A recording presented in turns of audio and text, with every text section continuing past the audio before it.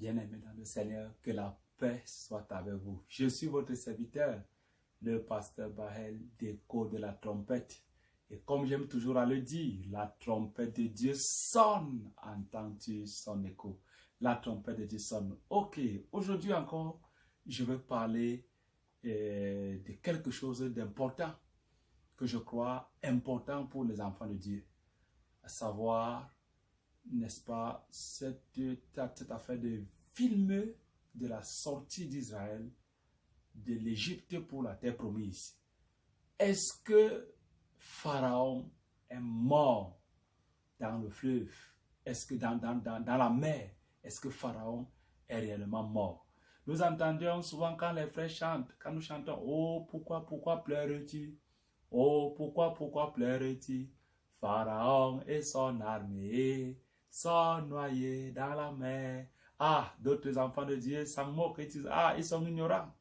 Ils disaient que Pharaon est mort, alors que Pharaon réellement n'est pas mort. Pourquoi ils peuvent dire que Pharaon n'est pas mort? Parce qu'ils ont vu le film à la télévision qui montrait Pharaon au bord, sur la plage, et tous les cadavres de son armée, à la plage. Mais Pharaon, lui, il était vivant et regardait les cadavres. Donc, toute son armée, selon le film, est entrée dans la mer et à la poursuite d'Israël. Tandis que lui, Pharaon, est resté dehors, hors du fleuve, hors de la mer. Et son armée a péri. Pharaon, lui, n'a pas péri. Alors les autres disent, ah, vous ne connaissez pas. En fait, c'est le film qui sont calés dans leur tête et non la véracité de la parole de Dieu. La parole de Dieu. La Bible dit encore, l'herbe sèche, la fleur tombe, mais la parole de Dieu demeure éternellement. Mais malheureusement, lorsqu'on va amener cette personne à comprendre au premier degré que ce qu'il pense est faux, il pense plutôt que nous exagérons. Nous rentrons dans le livre d'Exode, le chapitre 14, qui parle de ces textes d'écriture. Et quand nous prenons certains points, certains versets, on trouve encore des personnes en train de discuter parce qu'elles ont vu à la télévision. La télévision a une valeur plus que les scènes d'écriture. Je suis par exemple dans Exode chapitre 14, le verset 17. Là, je commence au verset 16. Toi, lève ta verge, étends ta main sur la mer et fends-la. Et les enfants d'Israël entreront au milieu de la mer à sec. Et moi, dit Dieu, je vais endurcir le cœur des Égyptiens pour qu'ils entrent après eux. Le cœur des Égyptiens pour qu'ils entrent après eux. 2 points. Et Pharaon et toute son armée, ses chars et ses cavaliers feront éclater ma gloire. Et Pharaon, il dit 2 points, même la ponctuation, frère. Examinons souvent la ponctuation des textes de l'Écriture. Il dit, et moi, dit Dieu, j'endurcirai le cœur des Égyptiens. Et pour qu'ils entrent après eux. Et 2 points. Et Pharaon et toute son armée, ses chars et ses cavaliers feront éclater ma gloire. Même là, ils discutent.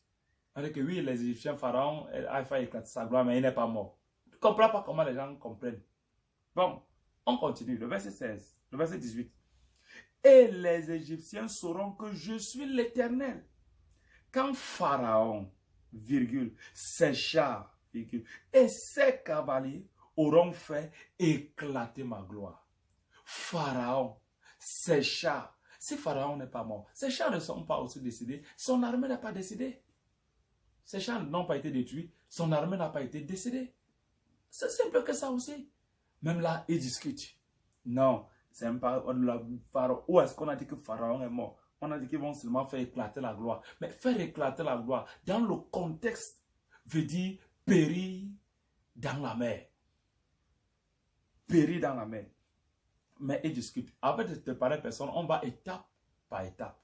À la fin de cette vidéo, tu seras convaincu à 100% parce qu'il y a un texte d'écriture qui est sans équivoque. Avec, quand tu le lis, si tu discutes encore, on t'abandonne seulement avec la discussion. Parce qu'il y a des choses qu'il ne faut pas discuter. Que s'il y a des gens qui sont les champions de la discussion, vraiment, il n'est pas bon que les serviteurs de Dieu aient des querelles, dit la parole de Dieu. Mais je vais aller étape par étape dans vos discussions. Le verset 28 encore, il est écrit, les eaux revinrent et couvrirent les chars, les cavaliers et toute l'armée de Pharaon. Qui était entré dans la mer après les enfants d'Israël et il n'en échappa pas un seul. Il n'en échappa pas un seul.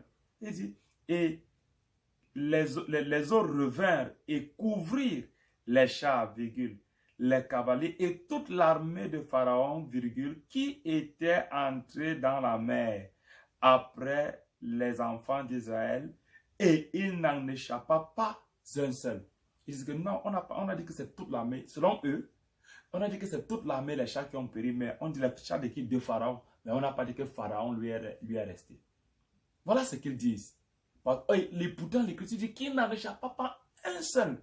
Et bien avant cela, Moïse avait répondu au peuple juif en disant que l'Éternel va, les Égyptiens que vous voyez aujourd'hui, vous ne les verrez plus jamais.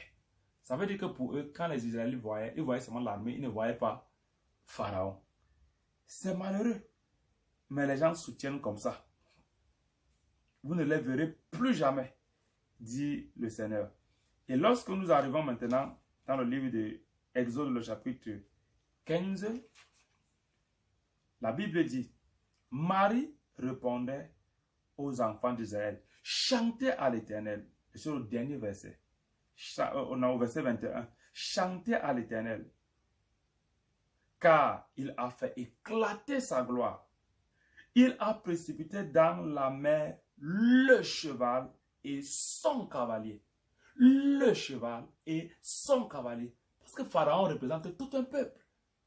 Lorsqu'on va en guerre, lorsque le roi est péri, la guerre cesse. Lorsque le roi est tué, la guerre est finie. Souvenons-nous certains exemples dans la parole de Dieu. Lorsque celui-là, Absalom, a été tué, la guerre est finie. Lorsque Saül a péri, toute la donne a changé. Toute la donne a changé. Et il a été dit à David que lui seul représente tout Israël. S'il est atteint dans le combat, c'est que tout Israël est atteint. Valait mieux qu'il soit préservé, qu'il n'aille pas au combat. Voilà. Le char, c'est le char de Pharaon. Il dit, il a précipité dans la mer le cheval et son cavalier, c'est Pharaon. Lui seul symbolise toute l'Égypte. Mais les gens, ils discutent toujours, non, frère, qu'est-ce qu'il faut, est-ce qu'il faut que la Bible soit claire? Il ne faut pas faire dire à la Bible ce qu'elle n'a pas dit. Ok, comme Dieu est Dieu et qu'il se défend, la parole de Dieu se défend elle-même. Nous avons lu un texte d'écriture où il n'y a plus de débat. C'est dans le livre des psaumes. Je nous conseille d'ouvrir le psaume 136. Là-bas, le débat est fini. Je vais vous faire comprendre, bien-aimés, que ceux qui font les films chrétiens ne sont pas toujours les enfants de Dieu. C'est des acteurs, c'est des cinéastes qui cherchaient leur argent. Ils ont vu que le monde de Dieu, ça paye. Comme les faux prophètes. Les marabouts sont finis dans le monde. Beaucoup de marabouts, on ne voit plus plaque de marabouts, mais c'est maintenant des plaques église de power plus power equal power. Miracle plus miracle equal miracle. Église de ceci, on te donne les gros titres, les titres pompeux pour te montrer que c'est là-bas qu'il y a la solution. Non, ici, si tu viens, tu auras un bébé. On voit comment quelqu'un impose les mains comme ça, le ventre gonflé, tu vois le bébé est déjà là, le bébé est déjà là. C'est ce que les gens veulent. Oh, les marabouts sont quittés le monde pour venir entrer dans l'église parce qu'ils savent que les gens de l'église croient, sont crédules. Ils croient trop. Ils croient parce qu'on a parlé de Dieu. Ils se sont ainsi, je ne peux même pas utiliser le mot converti. Ils se sont infiltrés dans la bergerie. Donc c'est la même chose avec les acteurs. Les gens cherchent leur argent. D'autres utilisent la Bible pour chercher leur argent. Nous utilisons la parole de Dieu pour sauver nos âmes. Pour le salut de nos âmes. Alors ne crois pas à tout ce que tu vois à la télévision. Il y a tellement de choses qu'on se dit à la télévision dans les films chrétiens là qui ne sont pas vraies. Vous voyez par exemple dans certaines choses dans le film de Jésus de Nazareth par exemple. C'est Jésus qui s'est baptisé lui-même pour ainsi dire. C'est lui-même qui entre dans l'eau et il ressort seul. Oh, dans l'écriture, dans Matthieu chapitre 3, la Bible dit que Jean ne lui résista plus. Jean le baptisa. Quand Jean baptisa dit à Jésus, mais c'est moi qui ai besoin d'être baptisé par toi. Et toi, tu viens à moi pour que je te baptise. Jésus lui a dit, laisse faire pour que nous accompissions, car il est convenable que nous accomplissions ensemble tout ce qui est juste. Et Jean n'a plus résisté. Permettez-moi même d'arriver dans ce texte, sur ce texte de l'Écriture. Jésus, dès que il dit, là au verset Matthieu chapitre 3, Jésus lui répondit, laisse faire maintenant, car il est convenable que nous accomplissions ainsi tout ce qui est juste. Et Jean ne lui résista plus. Dès que Jésus eut été baptisé, il sortit de l'eau. Il a été baptisé par Jean-Baptiste et non pas par lui-même. On ne se baptise pas. C'est quelqu'un qui te baptise. Et il y a d'autres textes d'écriture qui le confirment. Bien aimé. C'est pas parce que nous voyons ça et d'autres films prennent Jésus, ils nous montrent comment on prend l'eau, on verse sur la tête. Nous allons démontrer par A plus B. Le temps arrivera. Le Seigneur permettra que nous parlions de la doctrine biblique et non pas de la doctrine des films. Alors, dans le psaume 136, je vais lire le premier verset.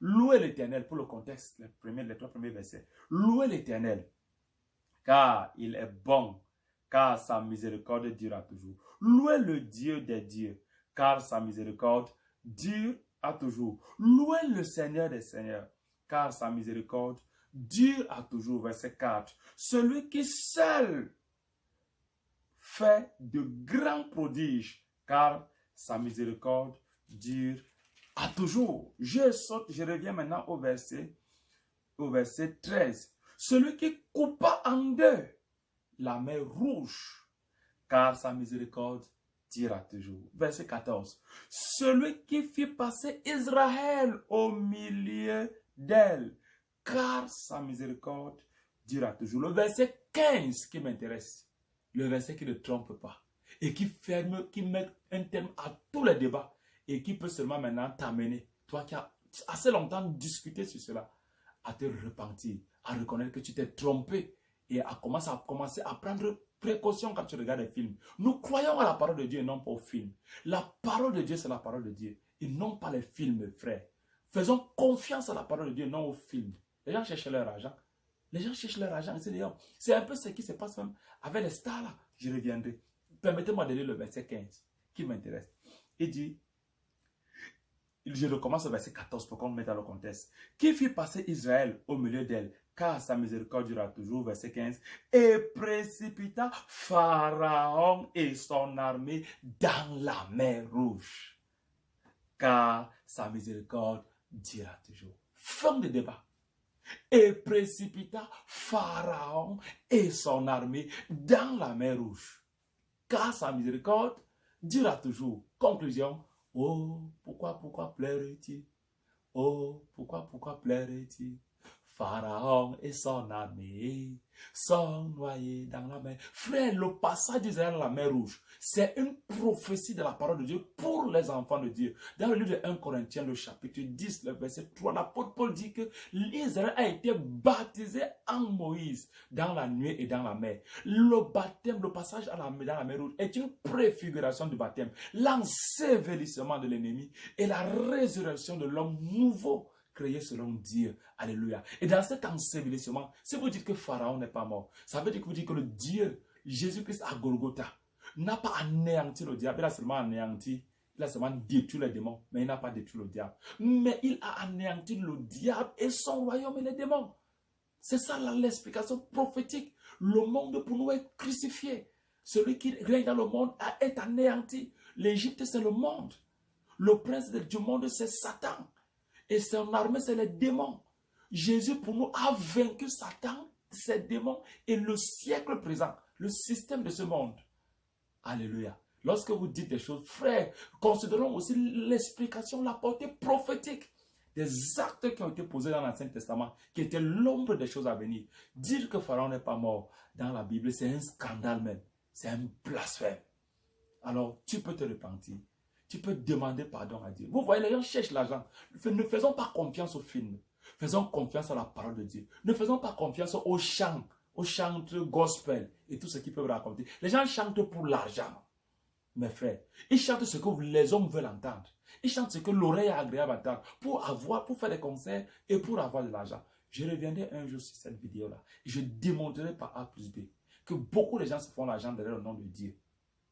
Mes frères, c'est un scandale, c'est un blasphème, c'est une abomination de se faire de l'argent derrière le nom de Dieu. C'est ce que le diable a proposé à Jésus, faire transformer ces pierres en pain. Les pierres vivantes, c'est nous les enfants de Dieu. D'autres ont réussi à transformer les enfants de Dieu en pain. C'est leur pain quotidien. Ils se nourrissent et ils se moquent même encore d'eux. Vous voyez le commerce qu'on fait à l'église. Frères, faisons confiance à la parole de Dieu. Pharaon et son armée sont morts, ont péri. Il n'en est resté, il n'en a échappé aucun. Tous ont péri. Alors tu peux partager cette vidéo pour éclairer un grand nombre et amener un grand nombre à la repentance. Et tu peux aussi t'abonner pour ne rater aucune de nos vidéos. Que Dieu te bénisse. Shalom, shalom, shalom.